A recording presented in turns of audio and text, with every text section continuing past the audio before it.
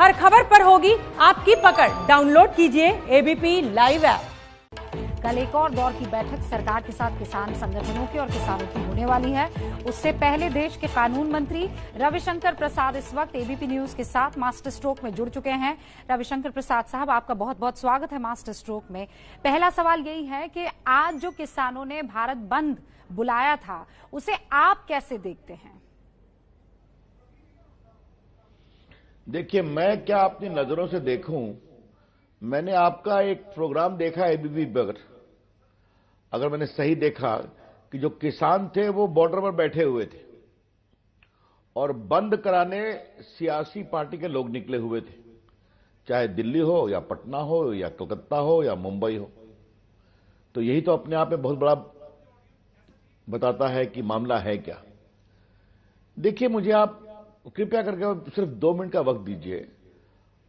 लोकतंत्र में हर को अपनी बात कहने का, विरोध करने का अधिकार है। नरेंद्र मोदी की सरकार किसानों के लिए समर्पित है। 10 करोड़ किसानों को हमने 1 लाख करोड़ रुपए दिया है किसान मानधन में, फसल बीमा योजना, किसान सम्मान योजना। हम लोगों ने यूरिया में देखा होगा, आप लोगों ने कितना अधिक फैसिलिटेट कर दिया, सब कुछ किया। मैं देश के आईटी मंत्री के रूप में हम लोगों ने soil health card, digital payment, सब बहुत कुछ बढ़ाया है। लेकिन इन विपक्षियों से मुझे सवाल पूछना है, जब मैंने कल भी पूछा था और आज आपके चैनल पर आपसे पूछूंगा। यह है राहुल गांधी सोनिया गांधी का घोषणा पत्र 2019 के लोकसभा चुनाव का। कहा कि हम मंडी कानून को निरस्त कर देंगे, रिपील करेंगे, हिंदी में कहा संशोधन करेंगे, और हम किसानों को उनके उपज के लिए सारे शिकंजों से मुक्त करेंगे। अच्छी बात है। शरद पवार पत्र लिख रहे हैं शीला दीक्षित को कृषि मंत्री के रूप में 2010 में, बाकी मंत्रियों को लिख रहे हैं, शिवराज सिंह चौहान को लिख रहे हैं। मनमोहन सिंह उस समय के प्लानिंग कमीशन के चेयरमैन थे प्रधानमंत्री के रूप में, उनके प्लानिंग कमीशन ने रेकमेंड किया 2011-12 में कि किसानों के लिए ये कानून बहुत जरूरी है। और शरद पवार ने तो ये भी कहा 2005 के शेखर गुप्ता के इंटरव्यू में कि जो राज्य मंडी कानून में सुधार नहीं करेंगे उनके खिलाफ हम वित्तीय सहयोग नहीं करेंगे। तो आप ये करते हैं, यहां पर किसानों के लिए अवसर दिए जा रहे हैं। मैं आगे बताऊंगा क्या हम कर रहे हैं। तो आप साहब सड़कों पे आ जा रहे हैं। किसान कह रहा है कि आप हमारे मंच पे मत आइए, अपने झंडे लेके मत आइए। तो ये क्या है? विरोध के लिए विरोध। लोकसभा का चुनाव हारते हैं, विधानसभा का हारते हैं, बाई इलेक्शन हारते हैं, हमारे बिहार में हारते हैं, हैदराबाद नगर निगम में हारते हैं। तो अपने वजूद को बचाने के लिए ये तो बहुत ही शर्मनाक दोहरे चरित्र का परिचायक है, ये मैं कहना चाहूंगा। आप हमारे साथ जुड़े उससे पहले जो हमारी वीडियो रिपोर्ट थी वो इसी पर आधारित थी और तस्वीरें झूठ नहीं बोलती है। वो साफ तौर पर दिखाई दे रहा है कि कैसे इस पर राजनीतिक रोटियां सेकने की एक एजेंडा सेट करने की कोशिश की गई है। आप कह रहे हैं कि ये बड़ा भलाई का काम है। इस वक्त हमें ये जानकारी है कि जो गृह मंत्री के साथ किसानों के एक ग्रुप की बैठक चल रही है, उसे लेकर भी आपके पास कुछ इन्फॉर्मेशन है। पहले मैं चाहती हूं कि दर्शकों के साथ अगर आप कोई जानकारी हमारे साथ साझा करना चाहे तो फिर कल की बैठक की बात करेंगे। देखिए, ये मेरे लिए उचित बिल्कुल नहीं होगा। गृह मंत्री जी बात कर रहे हैं और मैं फिर बता दूं, हमारी सरकार बातचीत में विश्वास करती है। 5 दौर की वार्ता हो गई, 6ठी कल होगी या 7वीं कल होगी।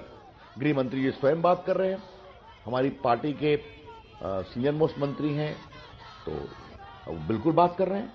तो मैं बातचीत करने से जरा भी उजर नहीं है।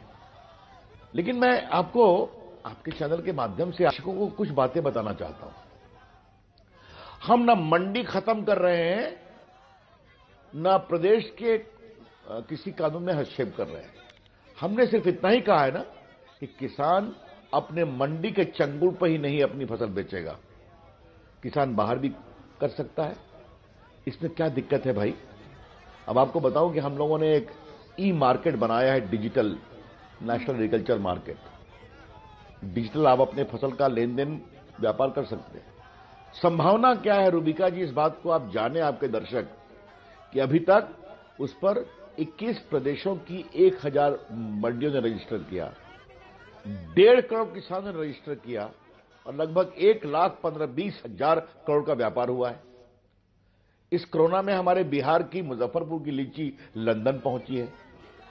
हमारे त्रिपुरा का जो आपका ये होता है पाइनएप्पल, जहां किसानों को 5 रुपए मिलता था, आज डिजिटल मार्केट मिला तो मुंबई में 15 रुपए किलो मिल रहा है, दुबई में 20 रुपए किलो मिल रहा है। तो ये अवसर क्यों नहीं मिलना चाहिए हमारे किसानों को? मैं आपसे आग्रह करूंगा, कृपया करके आप अपने कैमरामैन को भेजिए बगल में बुलंदशहर में, वहां किसान ऑस्ट्रेलिया कंपनियों के लिए गाजर उगाता है और लाखों रुपए कमा रहा है। और मैं साफ साफ कहूंगा, एक मिनट, इस कानून में रूबिका जी बस एक लाइन और, किसानों की जमीन न बिकेगी, न लीज होगी, न बंधक होगी। No sale, no lease, no mortgage. जो विदेशी पूंजी निवेश करेगा सिर्फ फसल पे करेगा। तो अवसर पैदा हो रहे हैं ना, इस पर क्यों परेशानी होनी चाहिए? और मुझे पूरी उम्मीद है कि अब तक की जितनी भी बैठकें हुई हैं उसमें आपने ये बताने की कोशिश की होगी, और जो भी मिथ्स हैं या जो भी तकलीफें किसानों को लग रहा है आने वाले दिनों में होने वाली है, उसका आपने कोई हल निकाल कर रखने की कोशिश की होगी। कल एक और दौर की बैठक होने वाली है। पूरा देश कानून मंत्री आपसे ये जानना चाहता है कि कल के लिए आप लोगों का रोड मैप क्या होने वाला है, और क्या कल एक अच्छी खबर आएगी कि किसानों को इस बात के बारे में समझ आ गई है, या आपने जो संशोधन वो चाह रहे हैं वो कर लिए हैं? देखिए, हमारे दो वरिष्ठ मित्र नरेंद्र सिंह तोमर कृषि मंत्री, पीयूष गोयल जी पदाधिकारी बात कर रहे हैं, तो मुझे उस बातचीत के चर्चा के बारे में किसी टीवी चैनल पर नहीं बताना चाहिए, उचित नहीं होगा, क्योंकि मैं भी एक वरिष्ठ मंत्री हूं। एक बात अवश्य है कि हमारा मन बहुत खुला हुआ है। अगर किसानों की कोई सही में प्रामाणिक दिक्कत लगती है तो हम बिल्कुल विचार करेंगे, क्यों नहीं करेंगे, उनको आश्वस्त करेंगे, उनकी शंकाओं को हम उसका बिल्कुल उसको स्पष्ट करेंगे, उसका समाधान करेंगे। लेकिन हमें एक बात की चिंता अवश्य होती है रूबिका जी, जो मुझे आपके चैनल पर शेयर करना चाहिए, कि बातचीत शुरू होती है एमएसपी से, उसके बाद कहते हैं अब कुछ नहीं, जब तक तीनों कानून समाप्त नहीं करोगे कुछ नहीं सुनना है। अब ये क्या है, आप मुझे बताइए। आपने स्वयं, आपके इस कार्यक्रम ने, आपके चैनल ने उनकी एमएसपी की आशंकाओं के बारे में कितना बताया है। अब कह रहा है वो सब बंद करो, तीनों कानून को समाप्त करो। तो इसके पीछे कोई ताकतें हैं क्या? ये सवाल तो हम जरूर उठाना चाहेंगे ना। अब एमएसपी की बात आप सुन लीजिए। इस कानून के बनने के बाद इस नवंबर अंत तक सिर्फ धान के एमएसपी की खरीदारी 60,000 करोड़ रुपए की हुई है, जिसमें लगभग 2/3 पंजाब से ही ली गई है। तो जो हमारे प्रधानमंत्री ने कहा एमएसपी खत्म नहीं होगी, हमने उसको रिवाइज करते हैं, 6 आइटम पर देते हैं, और खरीफ पे धान, रबी में गेहूं, आपको पता ही है, और बाकी सब आइटम्स होते हैं। बाकी कितनी मूंग दाल खरीदी गई, बाकी की गई, उसकी मैं चर्चा नहीं कर रहा हूं। तो हमारे किसान भाई और हमारे नेता, उनके नेताओं को नरेंद्र मोदी सरकार का आचरण देखना चाहिए, कि हम सिर्फ बोलते नहीं हैं, हम जो कहते हैं वो कर दिखाते हैं। कि कहा एमएसपी बढ़ाकर देंगे, आप चिंता मत करो, तो कर दिया।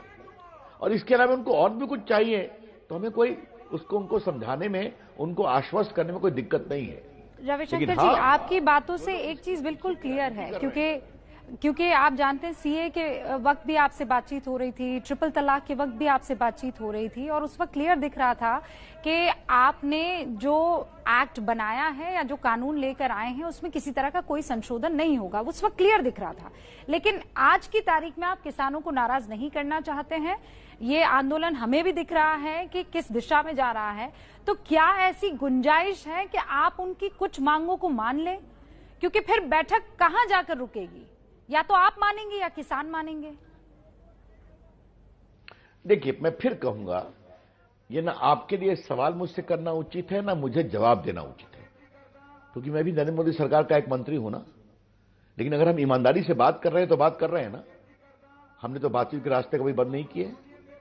और मैंने फिर कहा, किसानों की कोई लेजिटिमेट मांग है, उनकी कोई आशंका है, उसको दूर करने के लिए हमें कुछ और करना है तो हम बिल्कुल करने को तैयार हैं। ये तो बार बार स्पष्ट किया गया है। लेकिन अगर यह कहा जाए कि तीनों कानून को समाप्त करोगे तभी कुछ होगा, तो मेरे ख्याल में इससे हम उचित नहीं मान सकते। बाकी चर्चा हो रही है, होने दीजिए वहां पर। मैं आपसे एक बात स्पष्ट कहना चाहूंगा। देखिए, आपने सीए की बात की, आपने 3 तलाक की बात की, तो ये जो हमारे विपक्ष के नेता लोग जो आज मैदान में उतरे हुए हैं, इन्होंने किसी कानून को छोड़ा है क्या? क्या सीए, क्या 3 तलाक, क्या राफेल, क्या अब किसानों के संबंधित कानून, और ये साथ चल रहा है और इनका बार बार हारना भी साथ चल रहा है। लोकसभा का चुनाव हारे, विधानसभा का चुनाव हारे, सारे बाई इलेक्शन हार गए, कांग्रेस पार्टी साफ हो गई, बिहार हार गए, मणिपुर में हम 5 में 4 जीते, दिल्ली में 9 में 8 जीते, गुजरात में 8 में 8 जीते कांग्रेस की सीट, और अब हैदराबाद में भी कांग्रेस पार्टी 2 हो गई। तो आप ये बार बार हार रहे हैं, फिर भी अपने अस्तित्व के लिए आपको बस कोई चीज दिखाई पड़े तो आप खड़े हो जाते हैं। आज आपने तो देखा होगा रविशंकर प्रसाद जी, आप के ये कह रहे हैं कि कांग्रेस पूरी कोशिश कर रही है इस पूरे के पूरे आंदोलन को हाईजैक कर ले, जबकि विपक्ष एक बड़े लेवल पर हाथ मिलाता हुआ इसमें दिखाई दे रहा है। अभी रणदीप सुरजेवाला गए कहीं पर, किसानों ने वहां से उनको हटा दिया, उनके खिलाफ नारेबाजी भी हुई, उनको कहा आप यहां से चले जाइए। यानी कुछ किसान बिल्कुल क्लियरली इस स्टैंड के साथ हैं कि हमारी दिक्कतों को दूर किया जाए, लेकिन वो दिक्कत है या जिद है? कानून मंत्री जी, आप कानून मंत्री हैं तो आप इसे बेहतर समझा पाएंगे कि क्या संशोधन की गुंजाइश बचती है इन कानूनों में? नहीं, मैं इस पर मेरा बोलना उचित नहीं होगा। मैं आपको एक नीतिगत बातें बता दिया कि अगर हमारे किसान अपनी कुछ शंकाओं के बारे में आश्वस्त होना चाहते हैं तो हमारी सरकार लोकतांत्रिक सरकार है, किसान हमारे अन्नदाता हैं। हमारे प्रधानमंत्री ने बार बार कहा है कि किसानों का हित देश का हित है, लेकिन यहां पर समस्या रूबिका जी है किसान हित और हारे हुए लोगों का राजनीतिक हित। और आज आपसे मैं फिर कह रहा हूं, मैं भी 2-3 घंटा टीवी आज देखा मैंने, पूरे देश में क्या सड़क जाम करने की बात हो, हाईवे पर बैठे हो 15-20 लोग, या वामपंथी के लोग ट्रेन को रोक रहे हैं, या मुंबई के हाईवे को, ये कौन लोग थे? ये किसान लोग थे क्या? क्षमा करिए, तो आप भी देख रही हैं। तो हारे हुए लोग अपनी हताशा के लिए कहीं पर कुछ मिल जाए मोदी जी का विरोध करने के लिए, तो ये ठीक नहीं है। कभी कभी देश के बारे में सोचना चाहिए। राजनीति में आप भी हैं, आपने सत्ता में बैठे हैं, और जो काम आपने किया उसी काम को हम संभाल के कर रहे हैं, तो आपको उस पर परेशानी हो रही है। ये तो बहुत ही अनुचित है, ये मैं कहना चाहता हूं। रविशंकर प्रसाद जी, हमें ये जानकारी है कि आपके अलग और कुछ अलहदा अपॉइंटमेंट्स भी हैं। वक्त देने के लिए हमें बहुत सारा शुक्रिया।